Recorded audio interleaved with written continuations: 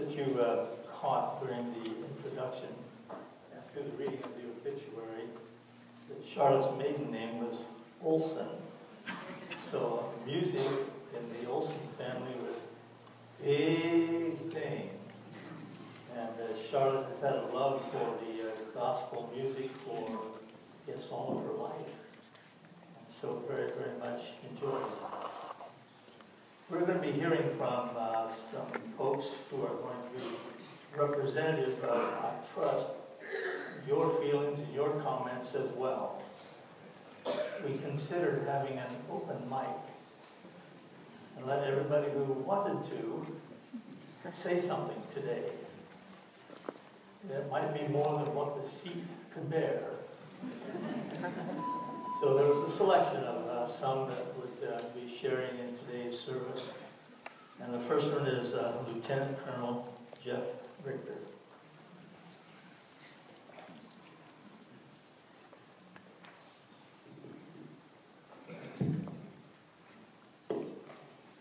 Guess this mic's hot. Yes, everybody hear me? That's a long way back there. Wow. I didn't realize how good the singing was in the Olsen family.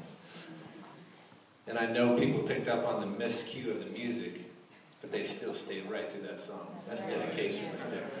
So I still got touched. Don't think I didn't. I love Pandora Southern Gospel, and I heard it this morning when I went over to the Baggett's house. And if I could sing, I'd sing this, but I'm going to read the words just to the first verse of the song. There's a sweet, sweet spirit in this place, and I know that it's the presence of the Lord. Tell me every time you get in the presence of Mr. Baggett, you didn't feel that. Well, let me say I'm humbled and honored to speak at such an event. I get asked quite a few times to speak at retirements, and you try and culminate somebody's 20-plus years of service in 12 minutes. Pastor says I get to culminate 82 years in 5. I'll do my best. Lori, Lynn, Brett, Scott, Steve, Sherry.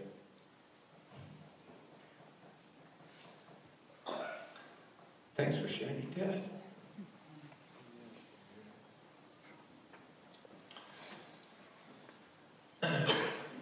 Sometimes the best way to sum up 82 years is to share a couple of stories about a person we all know and love, and that's why you're here.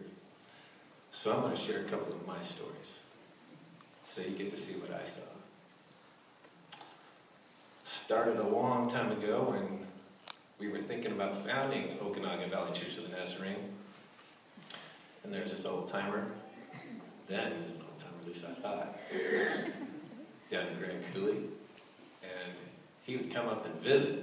Well, he started coming up and visiting me long before I knew him, really. He was visiting my sister, who was in the hospital. He had a serious car accident. And he was almost there as faithful as my mom was. I'm like, man, who's this guy? You know, I don't know him from Adam. He seemed to always be there. And then he started bringing one of his sons up. I think I met Scott first. And those of you who know Scott, you know what kind of fun we could get into, if you know what I'm saying. So Scott and I met, and then it was later on Steve, who was a year older, that I ended up going to college with, and we've been tight ever since. But he would always be where I was at. A few years later, after my sister, when I really got to know Bob and his family, and Charlotte opening her fridge to me, because I'd always be over at the house, he got the unfortunate opportunity to be with me on one of my best friend's losses. Tom Swan, if you guys remember that name from a long time ago, was killed December 31st, 1986. He was driving my car. Bob was the one who was with me on the highway. As the state trooper said, that boy's gone. He hugged me like a dad. Always has. He's also the reason I wear this uniform today, as a matter of fact. He said, boy, you need to leave Omak because Omak's bad for you. So it'll be 26 years. March 1987 is when I joined. So it'll be 26 years this March coming up. I've been in the Navy. Retiring in January. Kind of fitting, actually. Kind of starting a new chain. From going into the correctional facility department, as a matter of fact. Don't ask me what's going on there, but we'll leave that in God's hands. He's always there. He's always been there for me. And when I say he's always been there for me, he disciplined me like one of his own. And for those who want to discipline their children, it's okay. Because actually the word means to disciple. Disciple your kids. He did it all the time. He had the chance to do it. John Wesley said, one of his quotes was, what version of the Bible do you like best? Our pastor shared this where I'm from, down in Oklahoma. He shared this one day. He said, you know, and I'm sitting there listening to my favorite version, the one I got right here in front of me.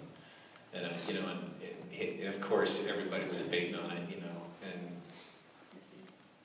he nailed it with this. He said, the version of the Bible you like best should be the version of the Bible written by your sons. I was like, ooh. The exact moment I heard it was the first person that came to mind was Bob Baggett. Whether you loved him or hated him, and not too many people hated him, his Bible was written by his sons. And that's a testament to everybody sitting in this room. And I'll share it with this. Sometimes you get old and you might need these, so don't hold it against me. Ephesians 6 says this, Ephesians 6, verses 6 through 8. Don't work only while being watched in order to please men, but as slaves of Christ. Do God's will from your heart. Render service with a good attitude, so as to the Lord and not to men, knowing that whatever good each one does, slave or free, he will receive his back from the Lord. My closing comment is, heaven is a prepared place for a prepared people. We got to listen to just a little taste of music right there. You know what it's like right now where he's at? I mean, he's looking down. That's why we're white today. I'll be honest with you. Because sometimes the tradition is navy blues, service dress blues. To mourn. I'm done mourning. This guy's celebrating time. So it's time to celebrate him because he's in a lot better place. Amen? Right on. So,